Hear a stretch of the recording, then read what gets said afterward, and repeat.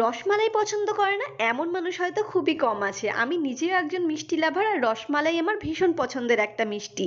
যারা মিষ্টি খেতে ভালোবাসে তাদের এই কেকটা ভীষণ ভালো লাগবে। আজকে তোমাদের সাথে একটা অথেন্টিক রসমালাই কেকের ডেকোরেশন শেয়ার করব। আমার প্রসেসে রসমালাই কেক বানালে যে কোনো কারোর খুবই পছন্দ হবে আর কাস্টমার খুব ভালো ফিডব্যাক দেবে এইটুকু বলতে পারি।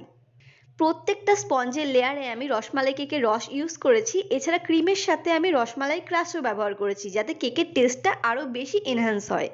কেকটা ক্রাম কোট করে আইসিং করে নেওয়ার পর কেকের ওপরে ইউজ করেছি হোয়াইট চকলেট গানাশ।